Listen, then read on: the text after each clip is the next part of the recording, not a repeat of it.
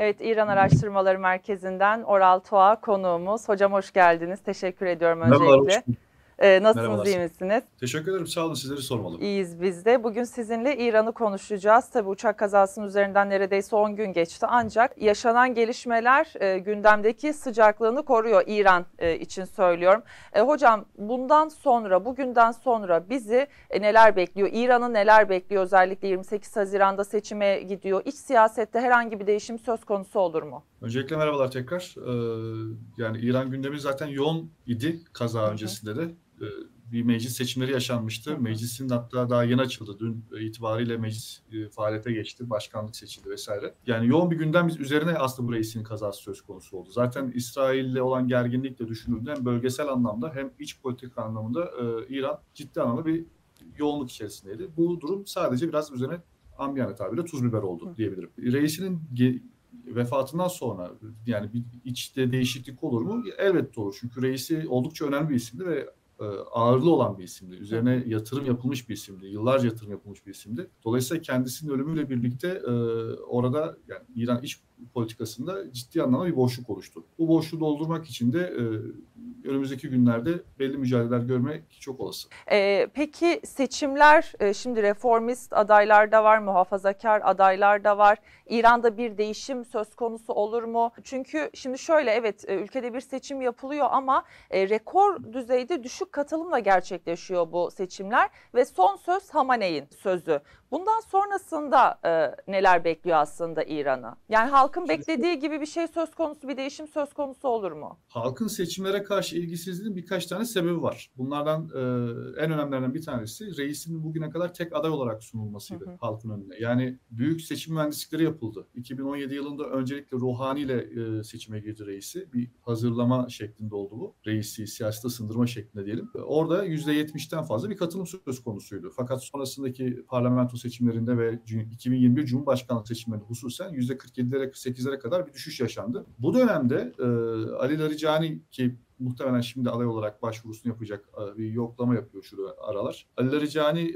adaylık için başvurmuştu. Başka reformist isimler de vardı. Fakat bunların hiçbiri kabul edilmedi. Anayasa Korucular Konseyi tarafından her biri veto edildi. Dolayısıyla reisi tek aday olarak neredeyse öne çıkarıldı ve bir şey değişmeyeceğini düşündüğü için de halk yani oy vermenin anlamsızlaşmasıyla birlikte bu katılım aşağı indiğini gördük. Sonraki dönemde özellikle bu birkaç hafta önceki parlamento seçimlerinde İslam Şura Meclisi ve Uzmanlar Meclisi seçimlerinde gene benzer seçim mühendislikleri gördük. Yani reformist adayların dışarıda bırakıldığını, daha çok muhafazakar adayların kabul gördüğünü gördük. Bu da katılım anlamında zaten müesses nizamda da yıllardan beri, pardon 4-5 yıl diyelim, süren bir mevzu vardı. Yani bir telaş vardı. Fakat bu son seçimde bir yıldır bir katılım propagandası yapıldı müesses nizam tarafından.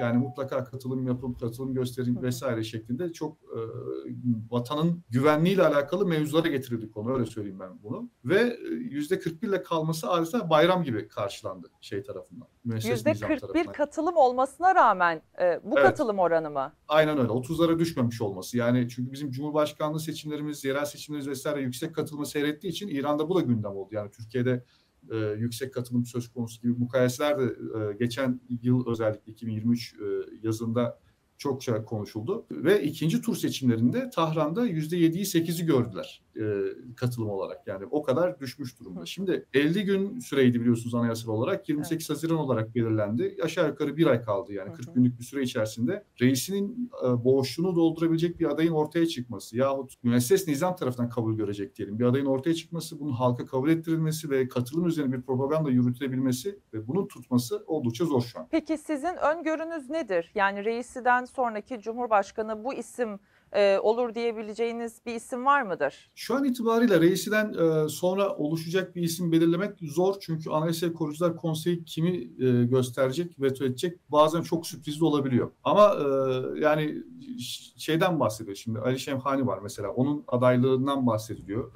Keza Kalibaf şu an tekrar meclis başkanı seçildi ama aday olma ihtimalinden bahsediyor ki Mojtaba Hamene'yle, Hamene'nin oğlu ve sonraki rehber olma ihtimali tartışılan isimlerden bir tanesiydi. Yakın bir isim onunla. Keza Said Celili'den bayağı bir şey var. Hani gündem olmuştu. Said Celil'in adaylığı ve muhtemelen kabul edileceğine dair de şeyler var Anayasa Korucular Konseyi tarafından. Yani şimdiden aslında bir aday isim söylemek çok zor çünkü adaylığı beklenen isimler, mesela Muhammed Muhbir'den de bahsediliyordu. Muhbir aday olmayacağını açıkladığı söyleniyor. Fakat şu anki mevcut hükümet içerisinden adaylığını bastıranlar olduğu söyleniyor vesaire. Şu an bir alan yoklama söz konusu taraflarca. Yani bir sahayı yokluyorlar. Çünkü Ali Laриcan da mesela veto edildi bir önceki Cumhurbaşkanlığı seçimlerinde. Şimdi tekrar adaylığı söz konusu, fakat o dönemde veto edilmesinin sebebi olarak şu konuşulurdu. Şimdi rehberlik konusunda Hasan Ruhani de iddialı isimlerden bir tanesi, bu Ali Hamene'nin yerine gelecek isim bağlamında. Fakat tabii ki sistem dışına ittirilmiş durumda şu an.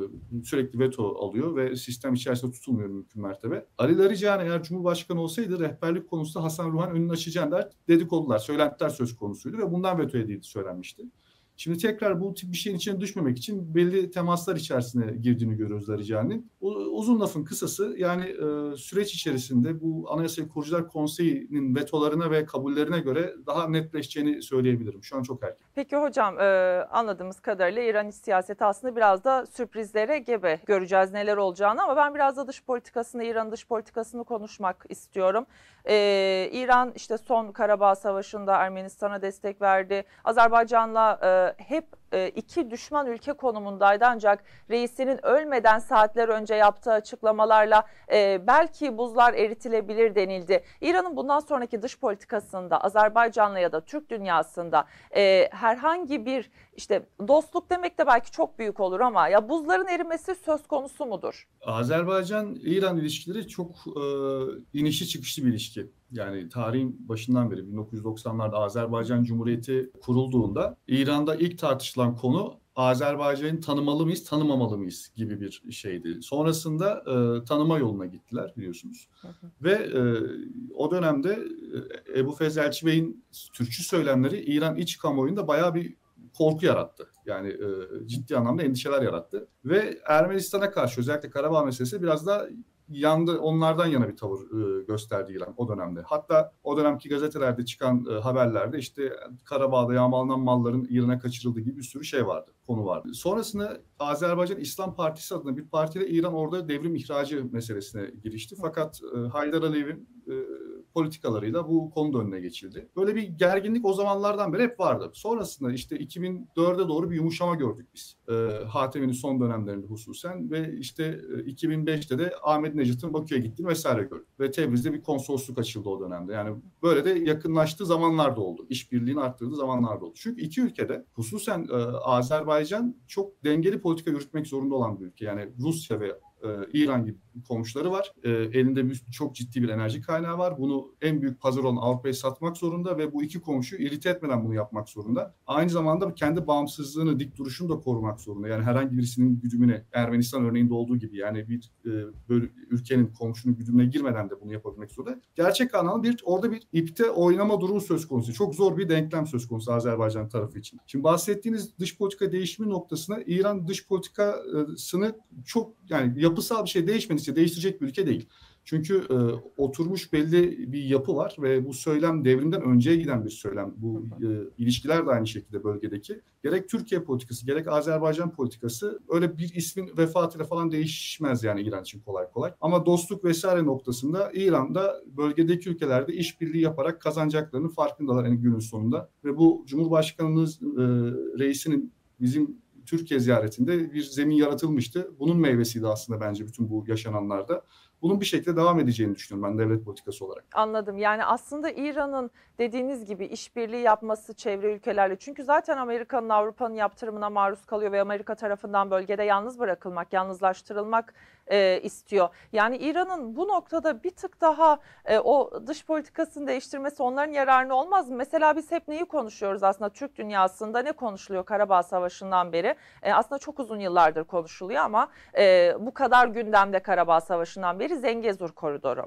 İşte iki alternatif var, ya Ermenistan'dan ya da İran'dan. Yani İran bunun kendi topraklarından geçmesini kabul etse aslında onların yararına değil mi bu durum? Zaten denklemden dışarıda kalmak istemediği için İran bu kadar çok Zengezur Koridoru'na karşı çıktı. Yani daha ilk günden itibaren İran basını Zengezur Koridoru için Turan Koridoru, NATO Koridoru gibi yakıştırmalar yapmaya başladı. Şimdi İran içerisinde çok ciddi bir İran zeminci denilen veya İran şehrici vesaire de söylenebilir bir milliyetçi taraf var, bir grup var. Bunların algılarında İran bugünkü yani siyasal sınırı çok daha büyük bir İran var kafalarında. Yani Azerbaycan vesaire bunlardan koparılmış bir ülke ve şey değil, gerçek bir ülke değil, kurulmuş hükümet. Bu yüzden mesela Bakü hükümeti derler orada. Yani gazetelerde vesaire. Azerbaycan Cumhuriyeti demezler bu düşünceye sahip olanlar ki İran içerisinde ciddi güçlüler bunlar. Bunlardan mesela bir tanesi Ebu Feth Zührevent adında birisiydi. Önemli bir isimdi. Afganistan Büyükelçiliği vesaire de yapmış bir isim İran içerisinde.